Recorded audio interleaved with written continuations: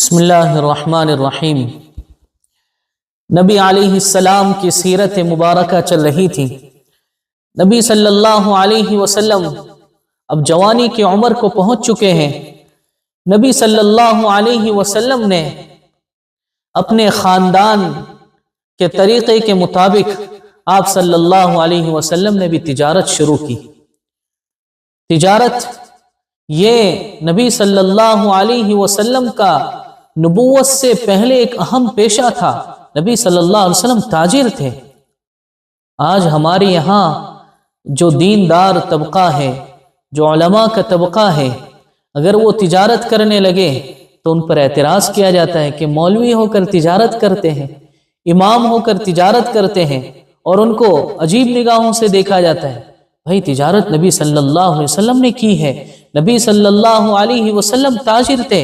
صحابہ کرام رضوان اللہ علیہم اجمعین، صدیق اکبر صحابہ میں سب سے افضل حضرت ابوبکر صدیق رضی اللہ عنہ جس دن خلیفہ بنائے گئے اس دن بھی اپنا سامان تجارت اپنے کندھے پر لاد کر روزی کمانے کے لیے نکل پڑے۔ حضرت عمر نے کہا کہاں جا رہے ہو؟ کہا کہ اللہ تبارک و تعالیٰ نے جو ذمہ داری سونپی ہے گھر والوں کی اس کو پورا کرنے کے لیے جا رہا ہوں۔ حضرت عمر نے منع کیا کہ نہیں، اب آپ خلیفۃ المؤمنین ہیں، آپ کا وظیفہ بیت المال سے جاری ہوگا۔ تو صحابہ تاجر تھے، اللہ کے نبی تاجر تھے۔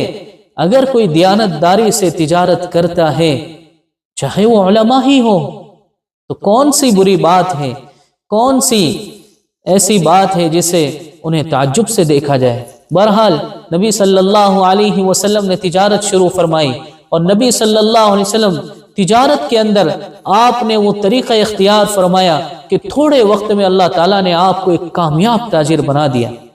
آپ صلی اللہ علیہ وسلم تجارت کے اندر امانت داری، ویسے ہی امین تھے نبی صلی اللہ علیہ وسلم، لیکن تجارت کے اندر خاص طور پر امانت داری، وعدے کو پورا کرنا، خوش اخلاقی، یہ ساری چیزیں آپ کی تجارت میں جمع تھیں۔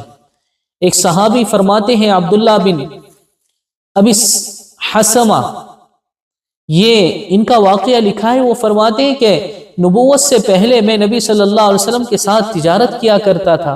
ایک دن ایسا ہوا کہ میں نے نبی صلی اللہ علیہ وسلم سے کہا کہ میں تھوڑی دیر میں آتا ہوں، تجارت کا مال آپ سے خریدنا ہے، تھوڑی دیر میں آتا ہوں۔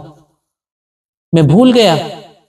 3 دن کے بعد مجھے یاد آیا، میں وہاں پر پہنچا، نبی صلی اللہ علیہ وسلم اسی جگہ پر تشریف فرما تھے۔ میں نے آپ کو انتظار کرنے کے لیے کہا تھا، 3 دن کے بعد بھی آپ اسی جگہ پر تشریف فرما تھے، اور میں جب وہاں پر پہنچا میں سمجھا کہ شاید یہ مجھ پر غصہ ہوں گے، مجھ سے ناراض ہوں گے، لیکن آپ صلی اللہ علیہ وسلم نے کوئی ناراضگی کا اظہار نہیں فرمایا، پیشانی پر بل تک نہ آئے۔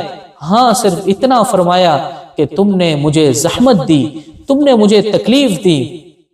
3 دن تک اللہ کے نبی صلی اللہ علیہ وسلم وہاں پر تشریف فرما۔ یہی وجہ ہے کہ آپ کی تجارت کی شہرت اتنی ہوئی، کامیاب تاجر کے آپ کی شہرت اتنی ہوئی کہ مکہ مکرمہ کی سب سے مالدار عورت حضرت خدیجہ رضی اللہ تعالی عنہا نے آپ کو خود پیشکش کی کہ آپ میرا مال ملک شام لے کر جائیں اور وہاں میرے مال سے تجارت کریں، اس لیے کہ نبی صلی اللہ اور حضرت خدیجہ کتنی مالدار تھی اس وقت۔ لکھا ہے تاریخ میں کہ جب قریش کا سامان آتا تھا باہر ملکوں سے مکہ میں بیچنے کے لیے، تو پورے قریش کا سامان ایک طرف اور صرف حضرت خدیجہ کا سامان ان سے زیادہ ہوتا تھا، اتنی زیادہ، اتنی مالدار، لہٰذا انہوں نے نبی صلی اللہ علیہ وسلم کو تجارت کی خود پیشکش کی۔